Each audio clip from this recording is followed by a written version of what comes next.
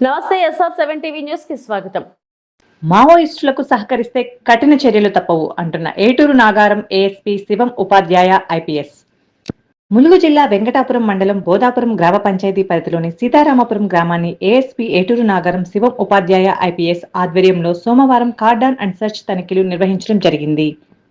ఈ సందర్భంగా ఏఎస్పీ మాట్లాడుతూ ఆపరేషన్ కగార్ నిర్వహిస్తున్న సందర్భంగా లోతట్టు అడవి గ్రామాలలో నివసించే గ్రామస్తులు మావోయిస్టులకు ఎవరూ సహకరించవద్దని, సహకరిస్తే కఠిన చర్యలు తీసుకుంటామని పేర్కొన్నారు.